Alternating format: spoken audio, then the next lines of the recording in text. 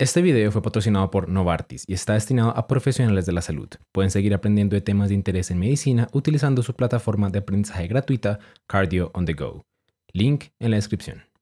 Bueno, muy bien. ¿Y qué paciente tenemos acá? Doc, tenemos a don Carlos, un paciente de 55 años sin antecedentes personales que acude a consulta porque su padre murió recientemente de un infarto a los 80 años.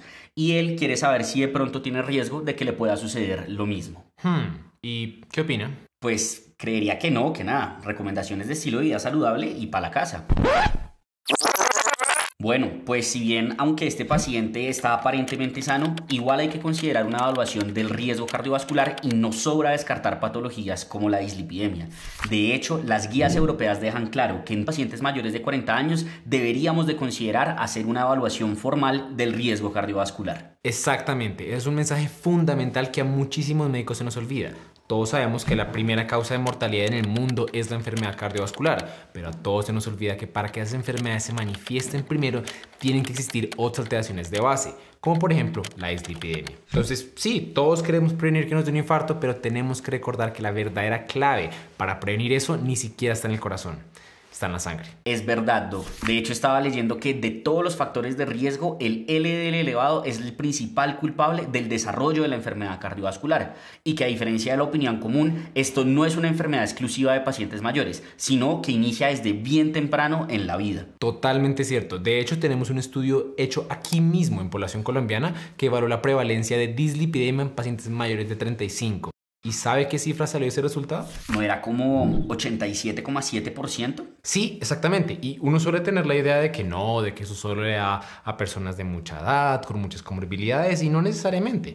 Pero bueno, según todo lo que hemos hablado, ¿cuál sería entonces el examen fundamental para evaluar el riesgo cardiovascular de este paciente? Un perfil lipídico. Correcto, entonces hablemos un poco del perfil lipídico. Primero, a todo el mundo le dicen que sí o sí hay que ir con el estómago vacío, ¿cierto? En ayunas. Pero, ¿qué tan cierto es eso? Pues no es necesariamente cierto. Me explico, eso se ha estudiado y la conclusión es que independientemente de cuánto tiempo haya pasado desde la ingesta de alimentos, los niveles de lípido en suero son muy similares. La única excepción relevante de esto son los triglicéridos, que sí muestran un mayor grado de variación con el ayuno. Sin embargo, en la mayoría de los pacientes, esto no representa una indicación absoluta para tener que pedir el perfil lipídico en ayunas. El consenso europeo de hecho aclara que solo se debe considerar pedirlo en ayunas en 5 escenarios particulares, como por ejemplo cuando el paciente ya está en seguimiento de hipertrigliceridemia o se le encuentra un nivel anormalmente elevado de triglicéridos. Muy bien, completamente de acuerdo. Ahora bien, la siguiente pregunta. En algunos sitios se obtiene un LDL por cálculo, con una fórmula, mientras que en otros se puede pedir la medición directa del mismo. ¿Qué es lo recomendado respecto a esto? La evidencia sugiere que en general cualquiera de los dos métodos dan resultados comparables y ya que obtener el resultado por cálculo ahorra gastos en salud, pues en general esa es la opción que utilizamos y creo que sería la opción apropiada en este caso. Efectivamente, eso es correcto. Sin embargo, es importante tener en cuenta que la fórmula clásica con la que se calcula el LDL, la fórmula de Friedewald, empieza a ser un poco menos precisa en casos de hipertrigliceridemia. Por eso la guía europea solo deja la recomendación de su uso hasta triglicéridos de 400 miligramos de cilitro. Pero bueno, incluso si los triglicéridos del paciente salen muy elevados, existen otras fórmulas que sí tienen buen rendimiento en hipertrigliceridemia, como la fórmula de Samson. Entonces, en últimas, podemos también utilizar esa. Entonces, sí, yo creo que pídale el perfil lipídico y hacemos control con los resultados. 2 semanas después. Listo, Doc. El paciente volvió con este perfil lipídico. Ok, ¿y qué le parece? Pues, Doc, aquí dice que el resultado está en el rango óptimo. Entonces, para la casa, ¿no? Listo, pues el paciente tiene un colesterol total de 119, HDL de 50, triglicéridos de 190 y un LDL calculado de 111. Ok, ¿y qué le parece ese valor de LDL? Ahí dice que está en rango de óptimo, pero ¿qué tan cierto es eso? Bueno, pues lo que hay que tener en cuenta es que no existe tal cosa como un LDL o un colesterol óptimo para todo el mundo. La evidencia sugiere que el nivel ideal de LDL cambia para cada paciente dependiendo de su contexto y sus comorbilidades. Para un paciente sano, un LDL de 90 puede ser perfectamente normal, mientras que para otro paciente con un contexto de mayor riesgo cardiovascular, esa misma cifra es algo que activamente deberíamos intentar reducir. Precisamente, y es un problema muy grande porque en muchos muchos laboratorios, como este de aquí, se sigue utilizando los estándares de referencia desactualizados que se postularon hace más de 21 años. De ahí es donde sale el famoso óptimo y subóptimo. Pero sí, tal como lo acabo de explicar, no hay tal cosa como valores óptimos y subóptimos para todo el mundo. Se debe individualizar. Doc, pero creo que también hay algunas alternativas como Aterolab que están buscando cambiar precisamente esa forma de reportar los exámenes, ¿no? Que en vez de óptimo o subóptimo se pongan las metas de LDL para cada tipo de riesgo cardiovascular y así, si el paciente sabe su categoría, sabe cuál es el valor indicado para él. Sí, totalmente cierto, y me gusta mucho que haya introducido eso del riesgo, porque de hecho es el primer paso que uno tiene que hacer siempre, calcular el riesgo cardiovascular. Entonces, ¿cómo vamos a hacer eso con este paciente? Pues, profe, la vieja confiable, calculémosle el Framingham. Pues, profe, existen muchas escalas para calcular el riesgo, pero lo importante cuando las vamos a utilizar es verificar que se hayan validado en la población en la cual se la queremos aplicar. En nuestro caso sería la población colombiana. De las actualmente validadas tenemos el Framingham, pero es importante recordar que para que esta sea aplicable tenemos que utilizar un factor de corrección de 0,75. También estuve leyendo que recientemente se validó una escala de la baja llamada la ASCVD que muestra un mejor rendimiento para nuestra población. Entonces yo me inclinaría por esa. Muy bien, eso es cierto, pero también es importante recordar que no a todos los pacientes se les tiene que calcular el riesgo a través de escalas, ya que algunos pacientes solo por sus antecedentes entran automáticamente en un riesgo alto o muy alto. Ahí tenemos, por ejemplo, a los pacientes con enfermedad cardiovascular establecida, con hipercolesterolemia familiar, con diabetes mellitus tipo 2 con daño orgánico o aquellos con enfermedad renal crónica con TFG menor a 45 o con proteinuria.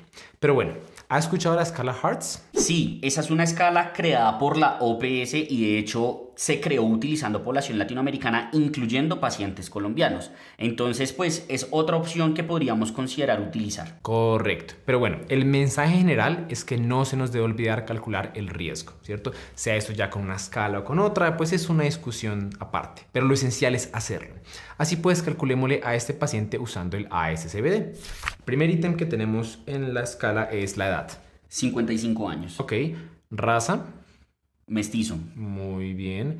Tensión arterial sistólica. Medio 110. 110. ¿Tiene diabetes? No. ¿Fuma? Don Carlos, ¿usted fuma? Sí, doctor, a veces. Perfecto. Eso nos da entonces un riesgo cardiovascular del 8%. ¿Qué significa eso? Bueno, ese porcentaje significa la probabilidad de tener un evento cardiovascular mayor, es decir, un infarto agudo de miocardio, ACV no fatal o muerte cardiovascular, y lo predice a 10 años. Ahora bien, la forma de interpretar este porcentaje depende de la guía que uno analice, pues cada guía tiene sus puntos de corte para cada categoría. Sin embargo, si utilizamos la guía europea, que creo yo es una de las más prácticas y proactivas, las categorías que tendríamos serían las siguientes. Los pacientes de bajo riesgo son aquellos que tienen un riesgo menor al 1%. Los de riesgo intermedio son aquellos que tienen entre 1 y 5%, y los de riesgo alto van a ser aquellos que tienen un riesgo entre el 5 y el 10%. Y tienen una categoría de muy alto riesgo, que son aquellos pacientes con un score o un puntaje mayor al 10%. Excelente. Entonces, lo siguiente que uno tiene que saber es que para cada categoría de riesgo hay unas metas, ¿verdad? ¿Cómo funciona eso? Sí, Doc. Para pacientes de riesgo bajo, la meta es un LDL por debajo de 116. Para riesgo intermedio, un LDL por debajo de 100. Para riesgo alto, 70 sería la meta. Y para riesgo muy alto sería 55.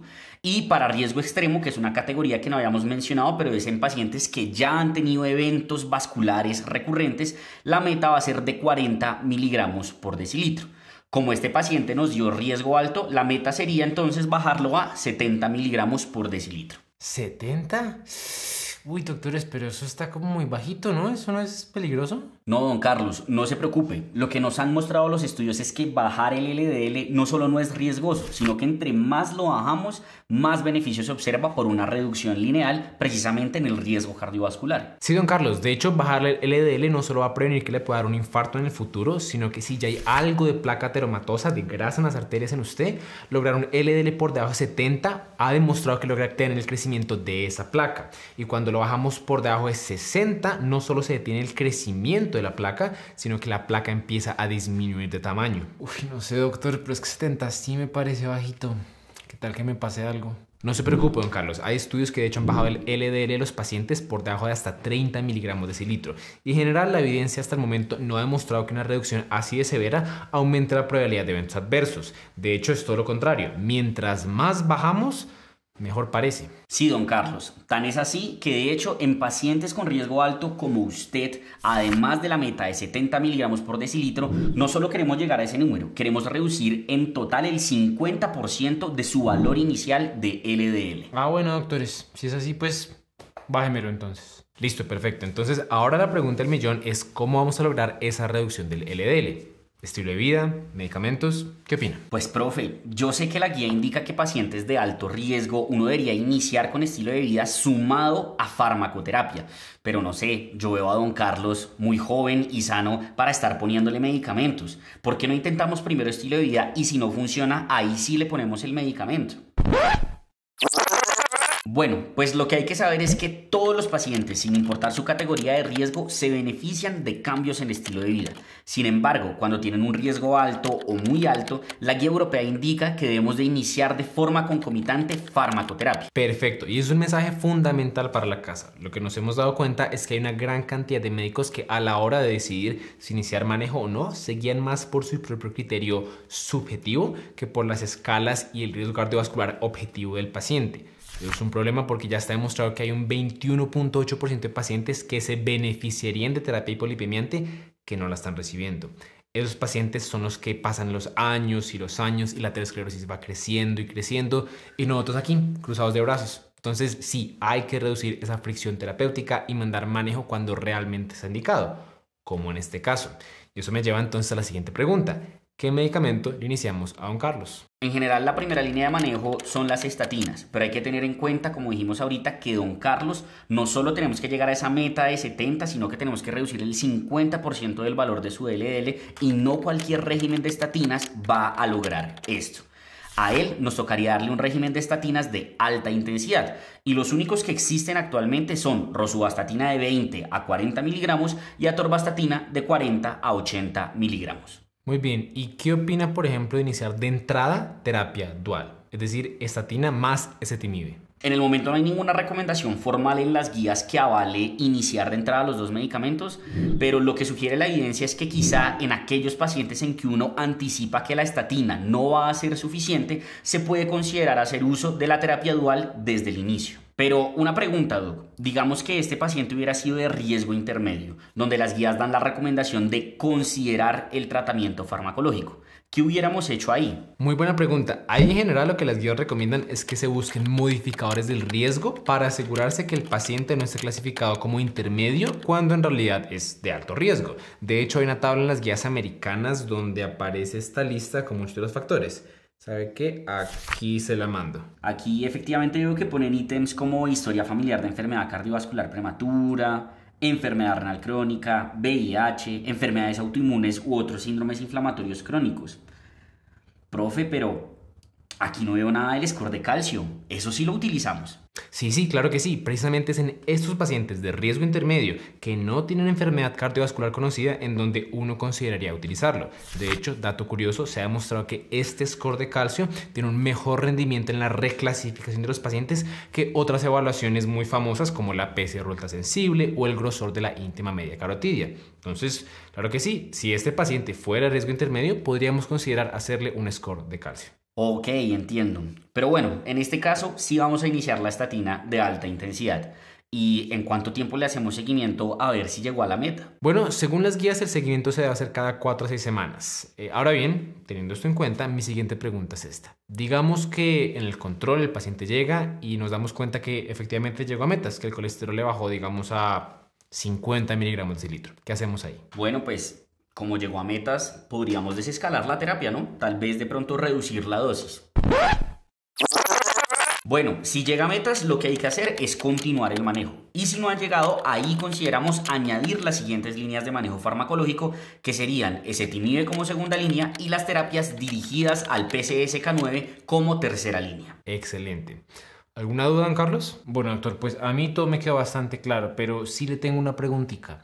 Lo que pasa es que mi sobrino estudia medicina. Él ahorita va a comenzar el internado Y pues yo creo que él no sabe todo esto. ¿Hay algún sitio donde él pueda aprender todo lo que ustedes están hablando? Bueno, don Carlos, si quiere le puede decir a su sobrino que hay una plataforma llamada Cardio on the Go, que es un ecosistema digital completamente gratuito en donde él puede encontrar artículos, estudios clínicos, guías prácticas y los avances más recientes en el diagnóstico y tratamiento de las enfermedades cardiovasculares, como por ejemplo en su caso la dislipidemia. Sí, de hecho hace poco nosotros publicamos hay un caso clínico de manejo de dislipidemia en pacientes con enfermedad cardiovascular establecida. Ahí revisamos y concretamos los puntos más importantes en el abordaje de estos pacientes, tal como lo hicimos ahorita. Entonces, si su sobrino o cualquier otro profesional de la salud quiere seguir aprendiendo, solamente debe usar el link en la descripción y crear una cuenta en Cardio on the Go. Vea pues, muy bueno, pero ¿y es gratis? Obvio.